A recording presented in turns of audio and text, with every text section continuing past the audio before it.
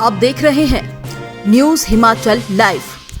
राज्यपाल शिव प्रताप शुक्ल आज सिरमौर जिले के पावंटा साहिब में डिवाइन विजडम स्कूल माजरा के वार्षिक पुरस्कार वितरण समारोह में मुख्य अतिथि के रूप में शामिल हुए। उन्होंने कहा कि हमें अपने बच्चों की योग्यता और रुचि को ध्यान में रखते हुए उन्हें जीवन में आगे बढ़ने के अवसर प्रदान करने चाहिए।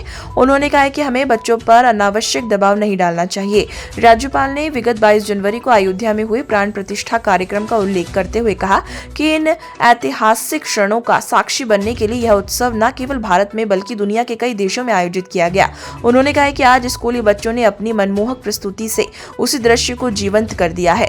उन्होंने कहा कि जो विद्यालय चरित्र निर्माण के मामले में पिछड़ जाता है वह धीरे धीरे अपनी पहचान खो देता है। श्री शुक्ल ने कहा है कि हाल ही में पद्म पुरस्कार भी उन लोगों को प्रदान किए गए जो पेड़ों की रक्षा और लोगों की सेवा के लिए सर्वश्रेष्ठ कार्य कर रहे हैं। उन्होंने बच्चों में टेलीविजन और मोबाइल फोन के अत्यधिक उपयोग पर चिंता व्यक्त की और माता पिता से अपने बच्चों के साथ अधिक समय व्यतीत करने का आग्रह किया।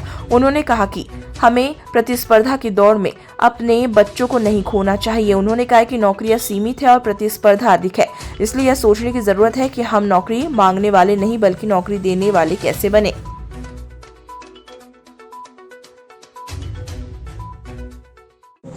नीम की पत्तियां और कई तरह के औषधीय पौधों को मिलाकर प्याज और मिर्च का पेस्ट बनाकर ऑर्गेनिक पेस्टिसाइड भी तैयार करती हैं।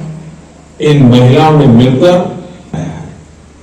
ये संगठन बायोफोर्स को तैयार करने में इन बनाए गए बायो फर्टिलाइजर और बायो पेस्टिसाइड्स की मांग भी लगा। 6000 से ज्यादा किसान इनसे बायो प्रोडक्ट खरीद रहे हैं। मेरे प्यारे देशवासियों, मन की बात में हम ऐसे देशवासियों के प्रयासों को सामने लाते हैं जो करे चाहे न करे, लेकिन आपका बच्चा जरूर करता है।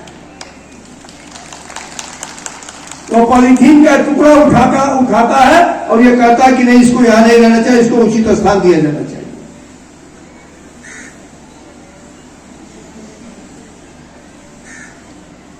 एक नहीं अनेक ऐसी बातें हैं जो हिंदुस्तान में परिवर्तन की स्थिति में आई है और इसका परिणाम है कि हिंदुस्तान धीरे धीरे आज पूरे विश्व में अपना स्थान बनाता चला जा रहा है।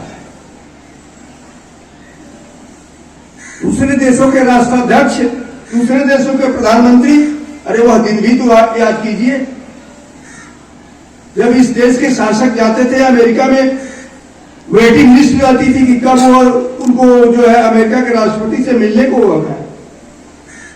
और वो अभी दिन आया हिंदुस्तान के इतिहास में जब उसी व्हाइट हाउस में देश का प्रधानमंत्री जाता है तो एक तो नहीं हजारों भारतवर्षी जो कभी व्हाइट हाउस में जा नहीं सकते थे, वो हजारों भारतवर्षी व्हाइट हाउस में जाकर के वहां के राष्ट्रपति के साथ हाथ मिलाते थे।